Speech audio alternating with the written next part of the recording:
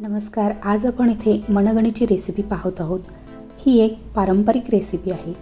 त्यासाठी लागणारे साहित्य पुढीलप्रमाणे. सुरुवातीला मी इथे 2 चमचे तूप घेतलेले आहे. तूप थोडंसं गरम होऊ द्या, जेणेकरून पुढील जे साहित्य घालणार आहोत ते छानसं शिजलं जाईल. आता याच्यामध्ये मी 1 वाटी चण्याची डाळ शिजवून घेतलेली आहे. दोन शिट्ट्या मी इथे काढलेल्या आहेत. जास्तही नाही शिजवायचं, नाहीतर पातळ होण्याची शक्यता असते. थोडं हाताला मऊसर झालं ना तरीही चालेल. 2 मिनटं आपण तुपामध्ये चणा डाळ फिरवून घेऊयात.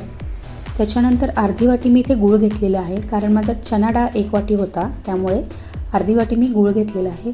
गूळ ही फिरवत राहायला हवं, नाहीतर काय होईल की चिकटून राहण्याची शक्यता असते. गूळ थोडंसं विरघळू द्यावं. आता छान अशा प्रकारे गूळ इथं वितळलेला आहे. त्याच्यामध्ये मी आता इथे मी 1 वाटी दूध घातलेलं आहे. काही लोक नारळाचं दूध घालतात, पण माझ्याकडे आता अवेलेबल नव्हता म्हणून मी साधं दूध घातलेलं आहे. साधा दुधाने पण टेस्ट सेमच लागते, असं काही जास्त फरक वाटत नाही. थोडा वेळ आपण इथे ढवळत राहूयात, म्हणजे गूळ आणि डाळ एकत्र छान शिजले जातील. 5 मिनटं फिरवल्यानंतर एकजीव होऊ देत त्याला. आता याच्यामध्ये आपण थोडंसं साबुदाणा घातलेला आहे. साबुदाणा मी 2 तास आधी भिजवलेला होता, त्यामुळे मऊसूत तो भिजला होता.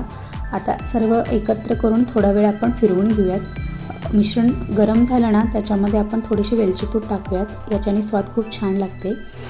आता याच्यामध्ये तुमच्या आवडीनुसार कोणतेही ड्रायफ्रूट्स तुम्ही घालू शकता. मी फक्त काजू घातलेले आहेत. त्याच्याने तुम्हाला खाताना चांगलीच क्रंच येईल. हा महत्त्वाचा भाग म्हणजे इथे मी हळदीचं पान घातलेलं आहे. माझ्याकडे सुकलेला होता. हवा असेल तर मी ओलाही घालू शकता.